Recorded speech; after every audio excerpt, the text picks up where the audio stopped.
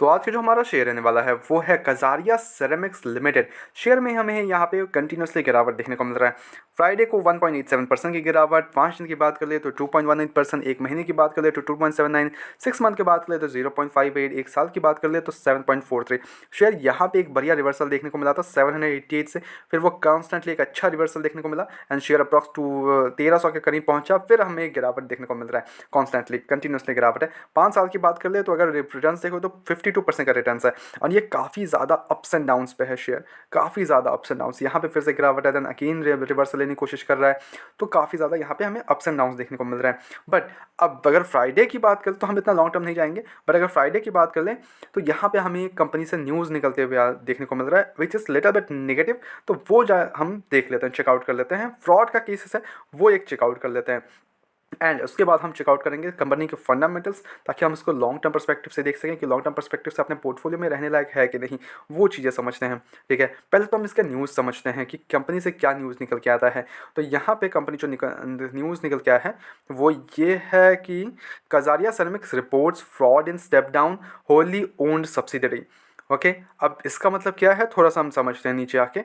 अब Kajaria ceramics announce that Dilip Kumar Maliwal, Chief Financial Officer of Kajaria Bathware, a wholly owned subsidiary KBPL of the company, found to have committed a fraud over a period of last 2 years by way of embezzlement and shipping of funds of Kerovit Global, a whole-owned subsidiary was of KBPL, which is a step down was of the company. The estimated amount of fraud is rupees 20 crore.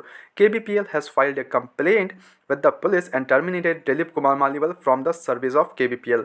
तो ये जो दिलीप कुमार मालीवाल जी हैं, इन्होंने एक fraud का cases वगैरह कुछ किए कंपनी के साथ, तो उसके कारण यहाँ पे स्टेप डाउन करना पड़ा इनको। दिलीप कुमार मालीवाल को अपने जो होल्ड सब्सिडरी है वो है KBPL, ओके, जो कि कजारिया सिरेमिक्स का ही एक होल्ड ओन सब्सिडरी है। तो ये एक नेगेटिव न्यूज़ हमें कंपनी की तरफ से निकलते हुए देखने को मिल रही है। ओके, अब मंडे को क्या होगा वो चेकआउट करने लायक होगा, बट अभी के लिए हम समझते हैं कंपनी के कुछ फंडामेंटल्स, रिजल्ट्स वगैरह समझेंगे कंपनी के एंड अंडर वैल्यूड है, ओवर वैल्यूड है एंड इन्वेस्टर्स का पोर्टफोलियो और वो सारी चीज़ें समझ के एंड देन हम एक डिसीजन में पहुँचेंगे। पहले रिजल्ट समझ लेते हैं कंपनी के। तो यहाँ पे सेल्स अगर देख लें तो 1179 करोड़ से इंक्रीज़ होकर 1886 करोड़ हो गया है। तो क्या बहुत ज़्यादा इंक्रीज़ है? नहीं, बहुत ही माइन्यूट हमें सेल्स में इंक्रीज़ देखने को मिल रहा है। अगर आप चेकआउट करोगे तो कंपनी ने काफ़ी टाइम से अप्रॉक्स 2022 से 1000 और 1000 के 1200 के आसपास ही इन्होंने सेल्स का नंबर दिखाया है। It's been like 3 to 4 years. ठीक है, तो सेम है, सेम हमें सेल्स देखने को मिल रहा है। एक्सपेंसेस अगर देख ले तो वो अप एंड डाउन हो रहा है, जिसके कारण जो ऑपरेटिंग प्रॉफिट है वो 200 करोड़ इस बार देखने को मिला। इस बार थोड़ा हमें एक्सपेंसेस में कम देखने को मिला, जो कि पिछले ईयर 1023 करोड़ का था, इस बार 973 करोड़ का सेल्स हुआ है। सेल्स पर हैं बट जो एक्सपेंसेस है वो रिड्यूस हुआ, जिसके कारण जो ऑपरेटिंग प्रॉफिट है कंपनी का वो अच्छा हो गया 213 करोड़, जो कि पिछले ईयर 156 करोड़ का था। अब जो ऑपरेटिंग मार्जिन है वो इंक्रीज होना था बिकॉज ऑपरेटिंग प्रॉफिट में हमें बढ़ोतरी देखने को मिला एक्सपेंसेस कम होने के कारण। तो 18% हो गया हमें ऑपरेटिंग मार्जिन कंपनी का, और पिछले ईयर 13% का था, तो ये एक बढ़िया हो गया। नेट प्रॉफिट अगर देख ले तो 86 करोड़ से इंक्रीज हो गया 134 करोड़ का देखने को मिल गया नेट प्रॉफिट। अब जो अर्निंग पर शेयर है कंपनी का वो भी इंक्रीज हुआ है 5.29 से इंक्रीज होकर 8.35। रिजल्ट्स काफ़ी अच्छे खासे देखने को मिल रहे हैं, no doubt in this. Results इस बार के अच्छे हैं, बट क्या रिजल्ट्स अच्छे हैं? मैं बोलूँगा देखो, काफ़ी टाइम से कंपनी वही लेवल्स पे हमें ट्रेड करते हुए देखने को मिल रही है। लेवल्स पे trade in the sense net profits and all पे। अब जो इनका सेल्स अगर देखोगे तो एक ही लेवल्स पे काफ़ी टाइम से 1000 से 1020 और 1200 के अराउंड हमें करोड़ में हमें सेल्स करते हुए देखने को मिल रहे हैं। अब जिसके कारण जो एक्सपेंसेस है वो अप्स एंड डाउन हो रहे हैं, जिसके कारण जो नेट प्रॉफिट है वो अप्स एंड डाउन हो रहे हैं। That's the game only. But fundamentals अगर देख ले, बट लॉस मेकिंग नहीं है company, that's a good one. Okay, और वही अगर हम इसके मार्केट कैप देख ले तो 16,000 करोड़ का मार्केट कैप है। ऐसी नहीं कि कंपनी बहुत बड़ी कोई कंपनी है, बट जो स्टॉक का बी है वो 41 के अराउंड है, जो इंडस्ट्री बी है वो 47 के अराउंड है। तो क्लियरली देख पा रहा हूँ कि यहाँ पे अंडर वैल्यूशन हमें देखने को मिल रहा है। ROCROE ग्रेट नहीं बोलूँगा, बट इट्स गुड ROCROE। ठीक है, 17.1 एंड ROE देखे तो 11.2, इट्स गुड।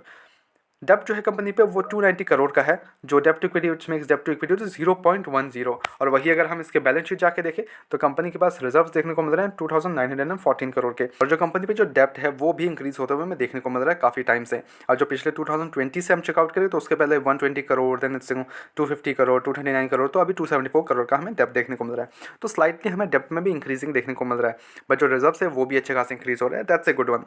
अब वही अगर हम इसके ऑपरेटिंग मार्जिन देख लें तो वो 14% का है, प्रॉफिट को 3% का, पीजी रेशियो -5.71।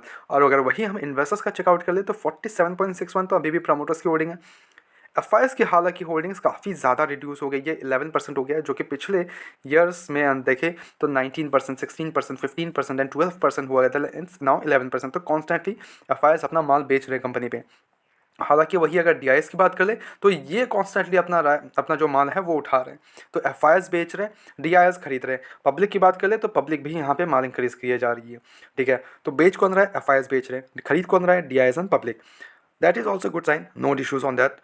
बट अब इस लेवल्स पे क्या करना है? सी, अभी ये जो नेगेटिव न्यूज़ देखने को मिला है that can be an opportunity for us कि यहाँ पे देखो फंडामेंटल स्ट्रॉन्ग है company, no doubt in this. Results अच्छे खासे हैं, इस पर कोई डाउट नहीं है। एवरीथिंग इज गोइंग ग्रेट, ऐसा कोई बुरी न्यूज़ नहीं है। ये सब सब्सिडरी के ऊपर है, अपनी जो फाइनल मेन कंपनी है उस पर कोई इशूज़ नहीं है। तो जिसके कारण हमें थोड़ा सा हमें गिरावट देखने को मिल सकता है, but that can B opportunity वहाँ पर बैठने के लिए, ठीक है। तो 1000 के आसपास आ सकता है, तो हम we can like buy some of the shares, but 25% अपना डिप्लॉय करेंगे अगर खरीदना भी होगा फ्रेश एंट्रीज के लिए। और वहाँ से गिरावट देखने को मिला then again we will deploy 25%। ऐसे करके हम अपना 25% डिप्लॉय अपना जितना डालना चाहते हैं शेयर पे उतना डालेंगे, ठीक है। बट अगर आप ऑलरेडी इन्वेस्टेड तो आपने निचले लेवल पे 700-800 के लेवल पे खरीदा है तो क्या बेच देना चाहिए? सी, प्रॉफिट बुकिंग इन्जॉय करना बहुत इंपॉर्टेंट है। अगर आप प्रॉफिट बुकिंग करोगे ही नहीं तो फिर इन्वेस्ट करने का कोई फायदा नहीं बनता। तो प्रॉफिट बुकिंग बीच बीच में करते रहना बहुत इंपॉर्टेंट है। That's totally up to you. आपको लॉन्ग टर्म नजरिया रखना है कि बीच बीच में आपको प्रॉफिट बुकिंग करनी है, that's totally up to you, ठीक है। बिकॉज हर एक शेयर, कोई भी शेयर हो, वो हमेशा ऊपर नहीं जा सकता। वो कभी ना कभी तो अच्छा खासा एक डाउन आता ही आता है। अभी देख लो जो हमारा 1 साल बीता है ये 2025, एवरी सिंगल शेयर जहाँ से स्टार्ट हुआ था काफ़ी सारे शेयर्स वहीं पे फिर से आ गए हैं। तो अगर आपने ऊपरी लेवल पे प्रॉफिट बुकिंग की होगी तो आपने प्रॉफिट बुकिंग बढ़िया है, you got all the profits. But आपने अगर नहीं की है देन अगेन आप उस लेवल्स पे आ गए हो, ठीक है। तो मतलब ही नहीं बनाता कि चलो ठीक है हम 5 साल बैठेंगे, तो मतलब ही नहीं बनाता। समझ रहे हो बात को? तो वो अंडरस्टैंडिंग की बात है। अब वो टोटली डिपेंड अपॉन यू, आपको क्या करना चाहिए अपने पोर्टफोलियो में, कैसे उसको ना रिशफल शफल ये करते रहना चाहिए, ठीक है। मेरी तरफ से कोई भी बाय एंड सेल कमीशन बिल्कुल भी नहीं है, ओनली सजेशन है। तो please take it as a suggestion, अपने एजुकेशन पर्पस के तौर पे वीडियो को लो, go ahead your own research as well and then make the investments. Blindly किसी पे विश्वास करके इन्वेस्टमेंट्स ना किया जाए। ऐसे रेगुलर अपडेट्स को चैनल को सब्सक्राइब करो, वीडियो को लाइक करो। मिलता है नेक्स्ट वीडियोस में।